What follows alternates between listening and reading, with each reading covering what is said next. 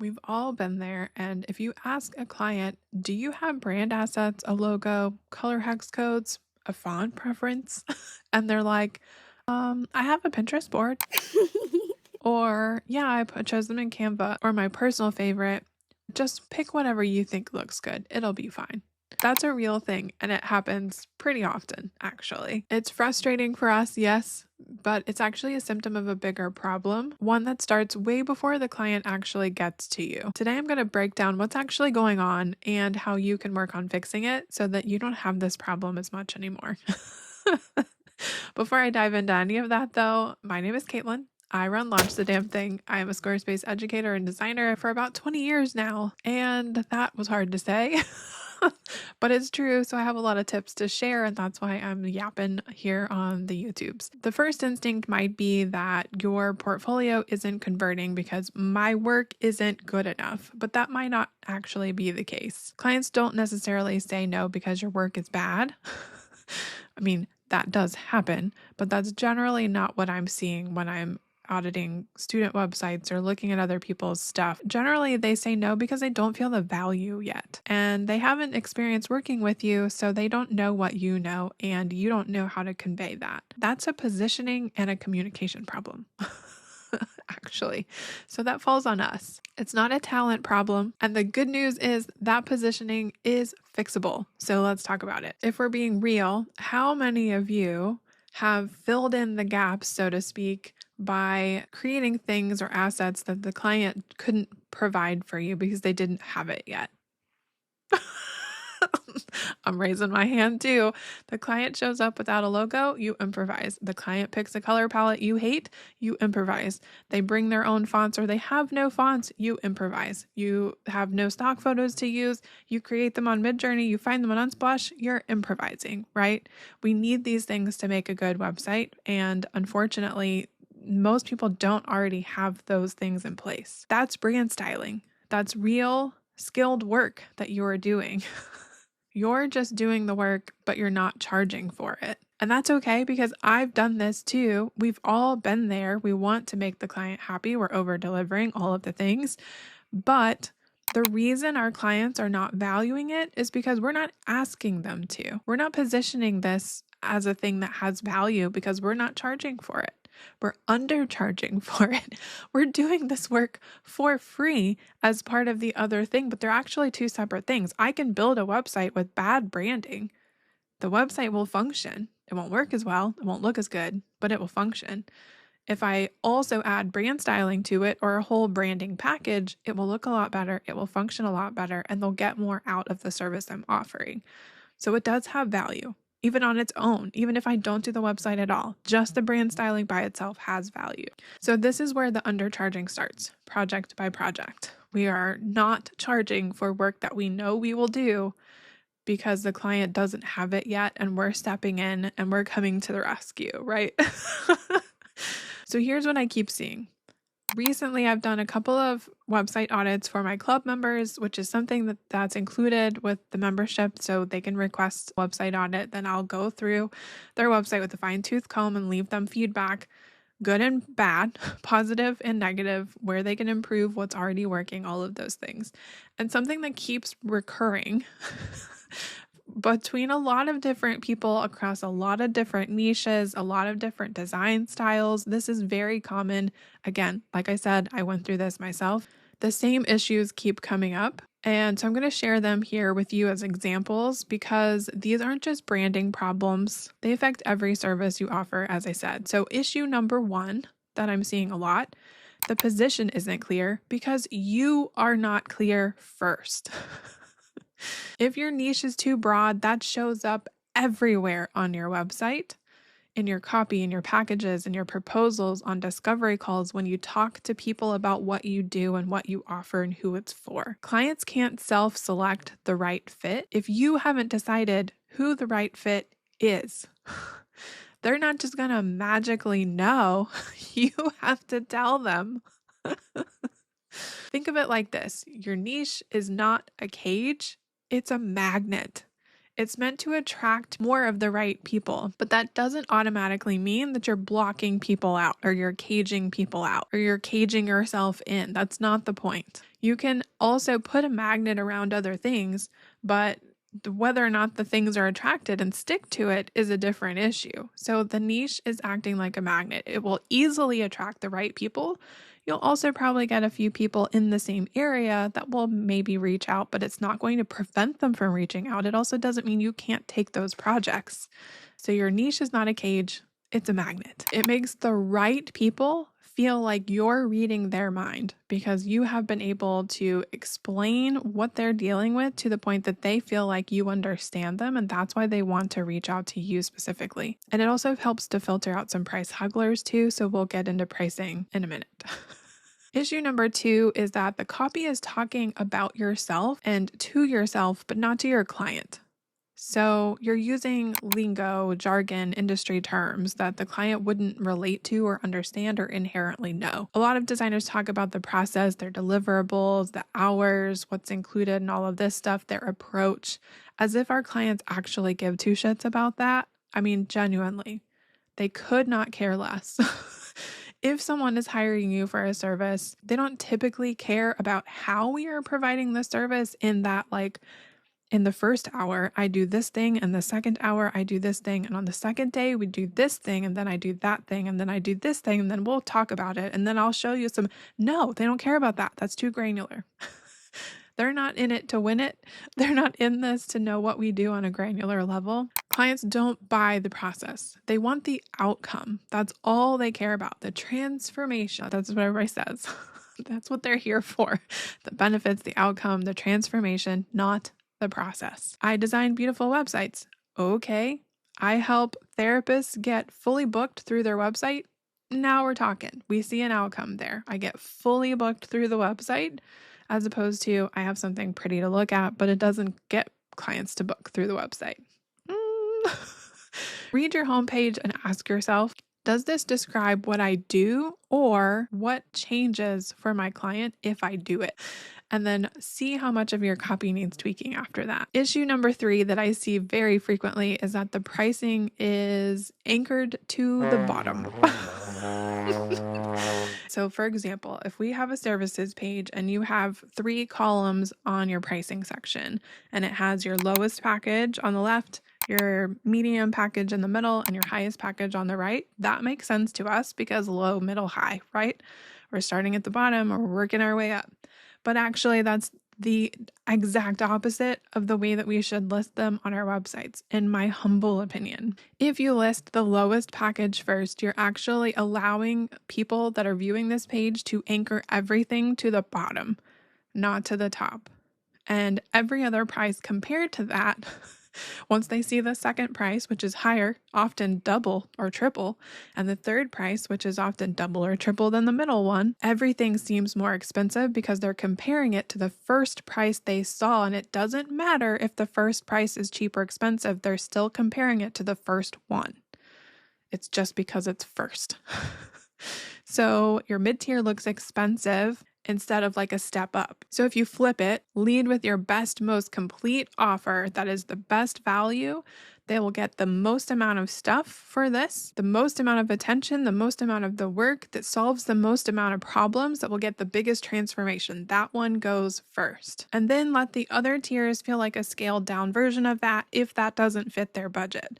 So they see that one first and they're anchoring everything to that one.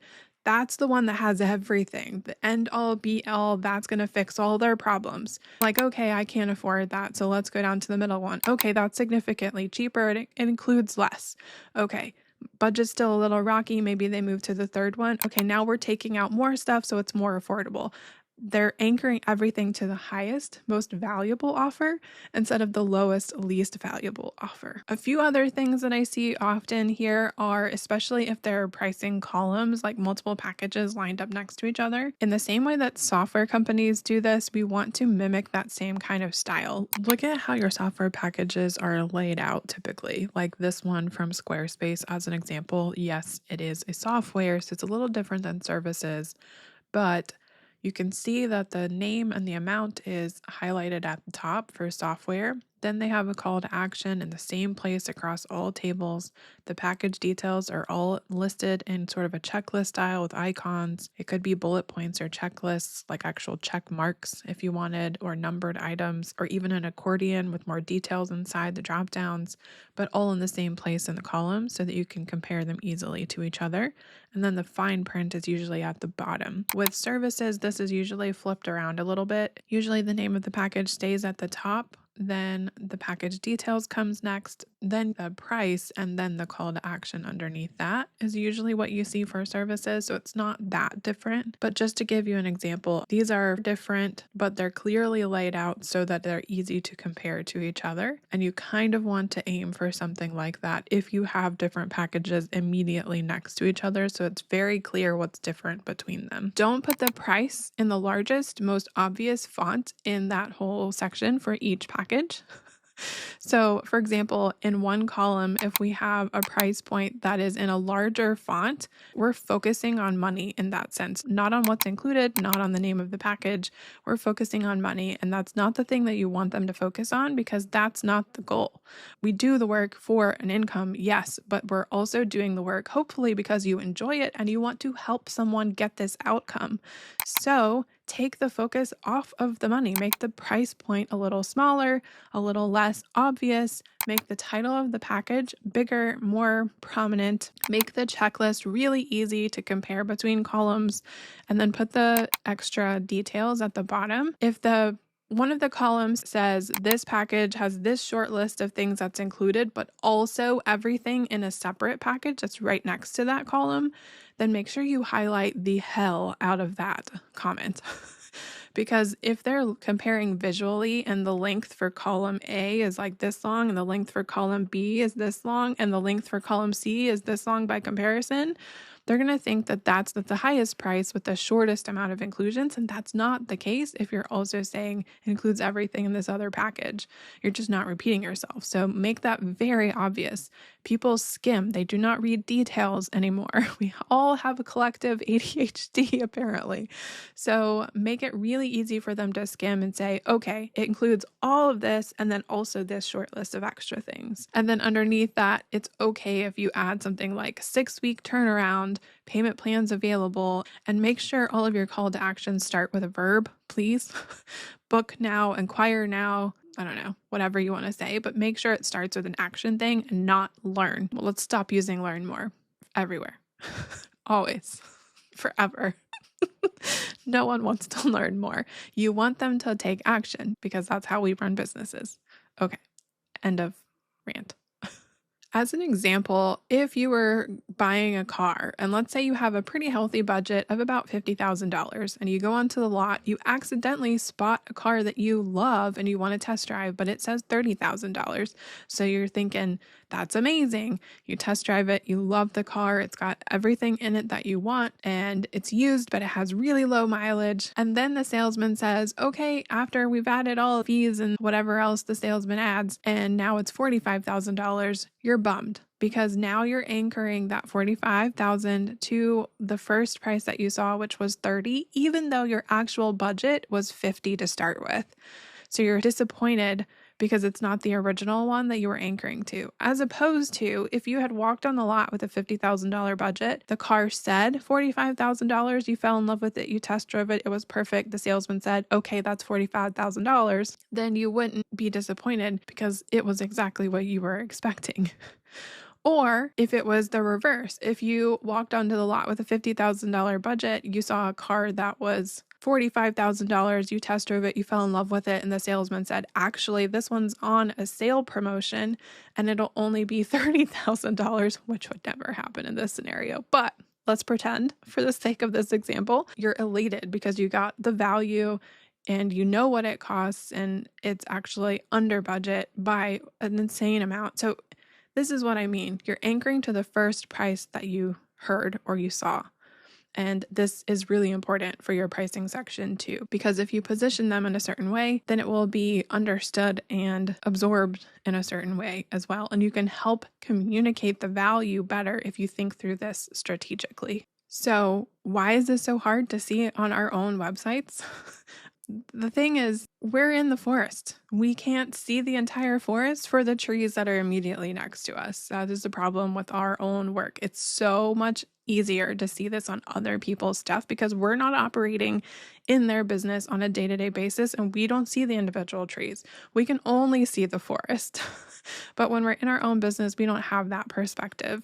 This is why I offer the website audits in my club, because we can't see what we can't see on our own stuff, and we need that outside perspective in order to make ourselves better and improve. So it's a blind spot, but it's one that we all have, myself included. There are things on my website that are shamefully bad that need improvement, including SEO and a bunch of other things. But you know what? I'm not alone. I know that.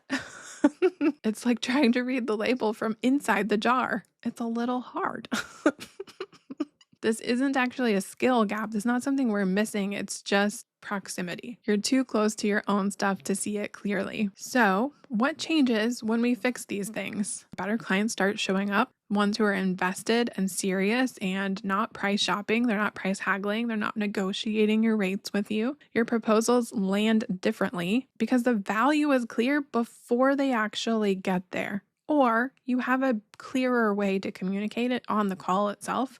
And again, everything lands differently because you're being clear, you're confident about what you offer, you know that it's communicated effectively, and branding work can consistently open doors to an ongoing relationship because there are always things that need to be branded.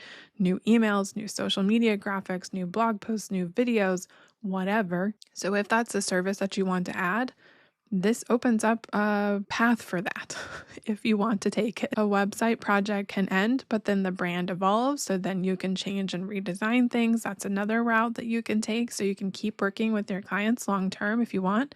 Fixing your positioning really changes everything. And if you're not getting clients right now, or if you're getting a lot of leads, but they're all turning you down because of price, maybe this is your issue. Fixing this one thing could turn everything around. If any of this hit close to home, I'm actually hosting a free coaching session with my friend Kadie Smith of Drop Count Design, April 14th, 2026. And it's happening inside the club, but it is a totally free live coaching session. She'll do a short little kind of workshop-y thing to talk through some points first. And then we're opening up the most of the session just for Q&A. So come with your questions, your hardest client scenarios, whatever it is, you can ask both of us. We've been in the business, each of us, for at least 10 years. She's a brand designer by trade. That's what she's known for. She's done 200 plus brands. She's 12 years into her own business and professionally trained. So between the two of us, we can answer all of your questions. We're actually opening this up because we know that this particular issue, charging for brand styling,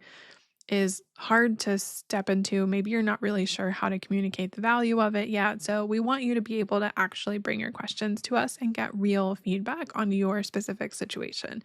So it's not really a webinar. It's not actually a workshop either. It's more of like a live coaching session, which we're really excited about. So I'll put the link to that in the description below and you can come hang out. If you're watching this video after April 14th, 2026, there is a replay. So you won't be able to bring questions live, but you can watch the intro session and the Q&A follow-up on the replay too. If you enjoyed this video, you got something out of it, make sure you like and subscribe, all the things. That's all I have for this one. I'll see you in the next one. Bye.